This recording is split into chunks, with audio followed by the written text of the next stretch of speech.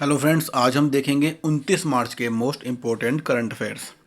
अगर आपने अभी तक एग्जाम ओरिएंटेड को सब्सक्राइब नहीं किया है तो जल्दी जाइए सब्सक्राइब कर लीजिए, वीडियो को लाइक कीजिएगा, शेयर कीजिएगा और कमेंट में ज़रूर बताइएगा कि आपको वीडियो कैसी लगी। अगर आपको पीडीएफ चाहिए तो वो आपको वीडियो के डिस्क्रिप्शन में मिल जाएगी। आज का दिमाग क्या है, ऐसी मेहनत ही क्या जिसमें सपने मजबूर ना हो सच होने के लिए। हेलो फ्रेंड्स, मैं सुमित और आप देख रहे हैं एग्ज़ाम ओरिएंटेड 3.0। चलिए शुरू करते हैं। तो लास्ट वीडियो में क्वेश्चन पूछा गया था कि अल्फा ग्लोबल नामक एक अंतर्राष्ट्रीय संघ गठबंधन किसने बनाया है। तो ये बनाया है गूगल ने।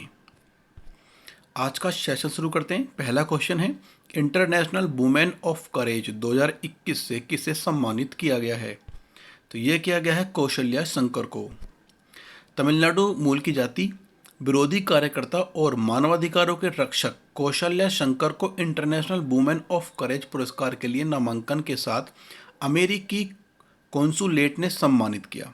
नामांकन का IWOC पुरस्कार प्रमाण पत्र शहर में आयोजित courageous women inspire a better world में चेन्नई जुडिस रेबिन में अमेरिकी काउंसिल जनरल द्वारा उन्हें दिया गया था।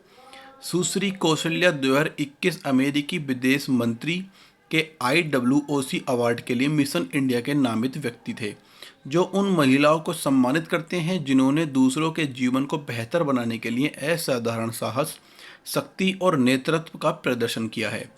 कौशल्या ने जाति आधारित हिंसा के खिलाफ अत्याचार से लड़ने के लिए मार्च 2017 में शंकर सामाजिक न्याय ट्रस्ट की शुरुआत की।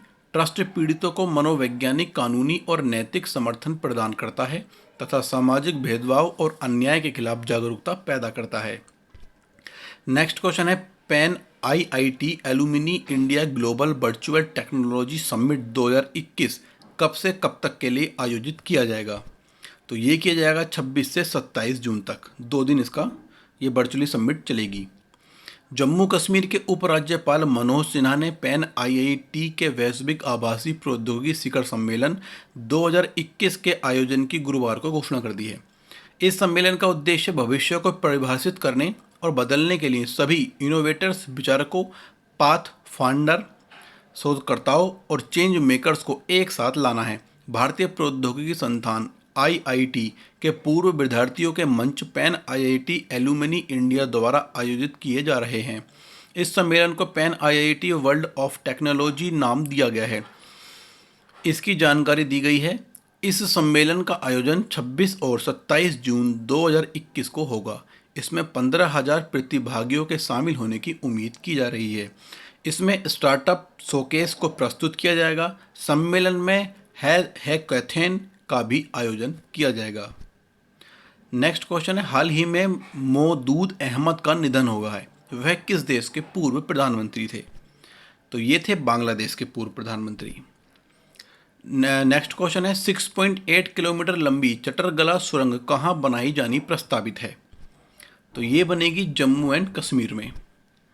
केंद्रीय मंत्री डॉक्टर जितेंद्र सिंह ने सड़क परिवहन और राज्य मंत्री नितिन गडकरी से चटरगुला सुरंग के समय से पूरा होने के लिए बजट निर्धारण करने की मांग की। चटरगुला सुरंग जम्मू कश्मीर में कठुआ और डोडा जिले को जोड़ती है। 6 किलोमीटर और 800 मीटर लंबी सुरंग का सीमा सड़क बल द्वारा सर्वेक्षण किया जा चुका है। डॉक्टर जितेंद्र सिंह ने कहा कि सभी मौसम में सड़क संपर्क होने से व्यापार में तेजी आएगी, यात्रा समय घटेगा और बानी भदरवाह पर्यटन स्थल के रूप में विकसित होंगे। नेक्स्ट क्वेश्चन है, हाल ही में सामिया सुलूह हुसैन को किस देश की राष्ट्रपति के रूप में शपथ दिलाई गई है। तो ये दिलाई गई तंजानिया की राष्ट्रपति के रूप में।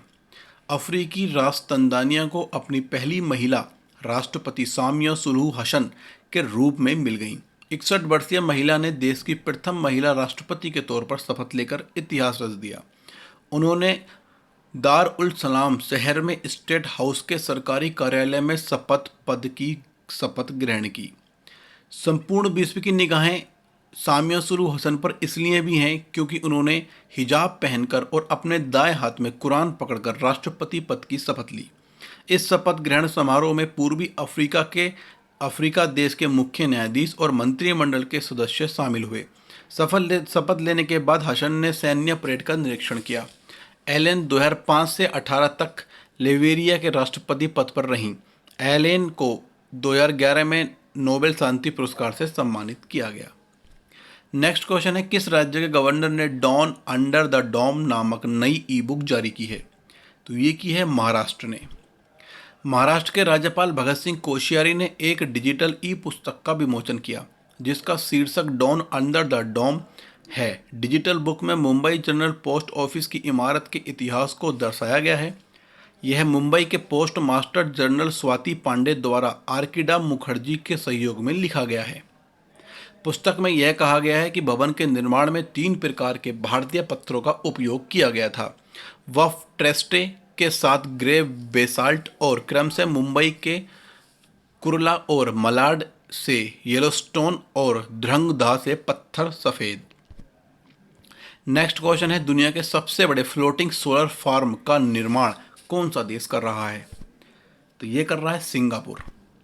दुनिया में सबसे बड़ा फ्लोटिंग सौर फार्म सिंगापुर में बनाया जा रहा है। देश ने इस ऊर्जा संयंत्र को समुद्र तटों और जलाशयों पर स्थापित करने का निर्णय लिया है। यह फ्लोटिंग सोलर फार्म लाइट में स्थापित किया जाएगा, जो दुनिया भर में सबसे छोटे देशों में से एक होने के बावजूद यह भारत में प्रति व्यक्ति कार्बन डाइऑक्साइड उत्सर्जकों में से एक है। इस प्रकार जलवायु परिवर्तन के मुद्दे को पूरे करने और ग्रीन हाउस गैस उत्सर्जन में कटौती करने के लिए यह फ्लोटिंग सोलर फार्म का निर्माण कर रहा है। यह प्रोजेक्ट सेम्बकॉर्प इंडस्ट्रीज द्वारा बनाया जा रहा है।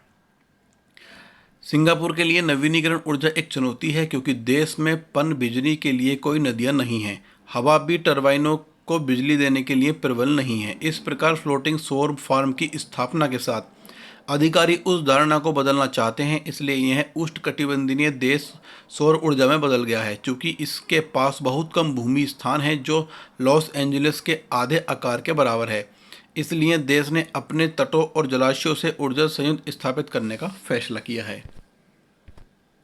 नेक्स्ट क्वेश्चन है, प्रदूषण फैलाने वाले वाहनों को कम करने के लिए सरकार ने किस नीति को लागू किया है? तो वो नीति है व्हीकल स्क्रैपिंग पॉलिसी।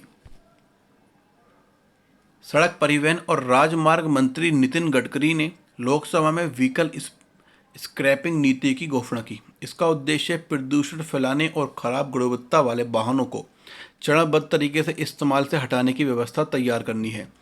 इस नीति पर सदन में बयान देते हुए गडकरी ने कहा कि प्रदूषण फैलाने वाले वाहनों को कम करने से ऑटोमोबाइल क्षेत्र में बड़ा परिवर्तन आएगा। उन्होंने कहा कि इससे वाहनों की ईंधन खपत कम होगी, उद्योगों के लिए कम कीमत में कच्चे माल की उपलब्धता बढ़ेगी और केंद्र तथा राज्य सरकारों के जीएसटी में वृद्धि होगी। नेक्स्ट क्वेश्चन है, मूडीज एनालिटिक्स ने वित्त वर्ष 2021-22 में भारत की अर्थव्यवस्था कितने प्रतिशत बढ़ने का अनुमान लगाया है? तो ये 12% बढ़ने का अनुमान लगाया गया है। अमेरिका की कारोबारी और वित्तीय सेवा कंपनी मूडीज एनालिटिक्स ने 2021 में भारत के सकल घरेलू उत्पाद जीडीपी की वृद्धि दर 12% रहने का अनुमान व्यक्त किया है। इससे पहले पिछले साल नवंबर में अनुमान में कहा गया था कि 2021 के लिए भारत की जीडीपी 9% रहेगी। पिछले सप्ताह आर्थिक सहयोग और विकास संगठन ओईसीडी ने कहा था कि वित्त वर्ष 2022 में भारत की वृद्धि दर 12.6% रह सकती है, जो G20 देशों में सबसे अधिक है। इस महीने की शुरुआत में मूडीज एनालिटिक्स ने वित्त वर्ष 2022 में भारत की वृद्धि दर 13.7% से बढ़ने का अनुमान लगाया था। नेक्स्ट क्वेश्चन है, भारत ने किस देश की नौसेना के साथ पैसेक्स अभियान का आयोजन किया है? तो वो देश है बहरीन। 18 मार्च को भारतीय नौसेना ने ऑपरेशन संकल्प के तहत फारस की खाड़ी में रॉयल बहरीन नौसेना कॉर्वेट अल मुहर्रक के साथ पैसेज एक्सरसाइज किया। पैसेज नियमित रूप से भारतीय नौसेना द्वारा मैत्रीपूर्ण विदेशी नौसेनाओं की इकाइयों के साथ एक दूसरे के बंदरगाहों पर जाकर यह समुद्र में एक यात्रा के दौरान आयोजित किया जाता है। इस अभ्यास का उद्देश्य अंतर संयोजकता को बढ़ावा देना और तथा भारत और बहरीन दोनों की प्रतिबद्धताओं को दर्शाना है, ताकि उभरती समुद्री चुनौतियों का सामना करने में सहकारी भागीदारी का निर्माण किया जा सके। इस क्वेश्चन का जवाब आपको बताना है कमेंट में। हाल ही में अमेरिका में बाइडेन सरकार ने किस भारतीय मूल के व्यक्ति को चीफ ऑफ स्टाफ नियुक्त किया है? अगर आपको वीडियो अच्छी लगती है तो लाइक कीजिए, शेयर कीजिए, सब्सक्राइब कीजिए, बेल आइकन को ऑन कर लीजिए। अगर आपको PDF चाहिए तो वो आपको वीडियो के डिस्क्रिप्शन में मिल जाएगी। बने रहिए हमारे चैनल के साथ। Thank you.